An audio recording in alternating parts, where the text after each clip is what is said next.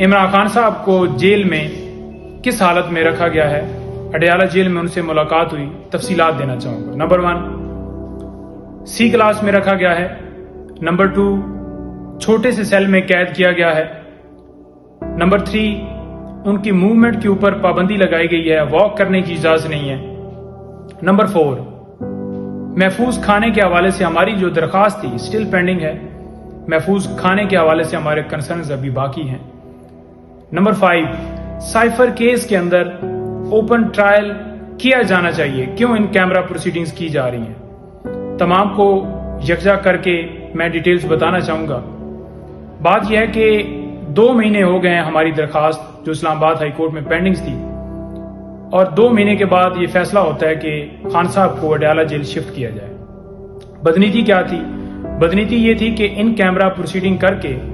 Day to day یہ proceeding چلائی جائیں اور خان صاحب کو جلدی سے جلدی اس کیس میں سزا دی جائے تاکہ خان صاحب کو اس الیکشن میں جیل کے اندر ہی رکھا جائے اور خان صاحب الیکشن میں پارٹیسپیٹ نہ کر سکیں۔ دوسرے نمبر پر بتاؤں کہ یہ جو پروسیڈنگز وہاں پر چلائی گئی ہے، ہم یہ تو گزارش کر رہے ہیں کہ اسے اوپن کیا جائے اور خان صاحب کی سیکیورٹی کے انتظامات انتظامیہ کا کام ہے اور ان کو جو ہے عدالت میں پیش کیا جائے۔ ساتھ ساتھ یہ بتاتا جاؤں کہ کھانے کے حوالے سے جو ہمارے کنسرن تھے وہ بھی باقی ہیں۔ محفوظ کھانا دینا چاہیے ان کے ڈاکٹر، جو ان کے قابل بھروسہ ڈاکٹر جن کے ذریعے یہ کھانا جو ہے پرووائڈ کیا جائے، چیک کر کے دیا جائے، جو کہ ابھی تک یہ ہماری صدا قبول نہیں کی۔ اس کے ساتھ ساتھ خان صاحب کو مینٹلی طور پر کس طرح سے ٹارچر کیا جا رہا ہے، مینٹلی طور پر اس طرح سے ٹارچر کیا جا رہا ہے کہ ایک کمرے میں ان کو بند کیا گیا ہے، ایک لمحے کے لیے ان کو اجازت نہیں ہے کہ وہ کوئی موومنٹ کر سکیں، ایک لمحے کے لیے ان کو اجازت نہیں ہے کہ وہ کوئی ایکسرسائز کر سکیں یا اس سیل سے باہر آ سکیں۔ انہوں نے جب اجازت مانگی ہے، تمام ساری چیزیں سائڈ پہ رکھ دیں کہ ان کو بی کلاس دی جائے، بیٹر فیسلٹیز دی جائے۔ انہوں نے کبھی یہ کلیم نہیں کیا کہ مجھے اس کنڈیشن میں رکھا جائے، مجھے اے سی دیے جائیں، مجھے یہ بہتر سہولتیں دی جائیں، ایسا کوئی کبھی انہوں نے نہیں کہا۔ صرف اور صرف انہوں نے یہ کہا کہ مجھے واک کرنے کی اجازت دی جائے، جو کہ انکار کر دیا گیا ہے۔ سابقہ ملک کے ایک وزیر اعظم کے ساتھ، اس ملک کی سب سے بڑی پارٹی کے سربراہ کے ساتھ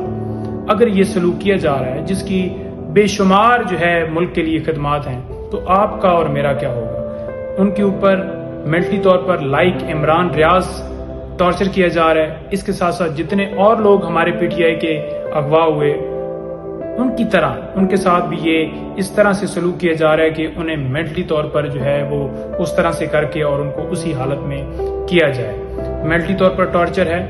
ان کی جان کو شدید خدشہ ہے، جو کہ ہم فوڈ کے ذریعے اور یہ ساری چیزیں جو یہ سارا پروسیس ان کے ساتھ کیا جا رہا ہے، تمام کا جو ہے وہ سدباب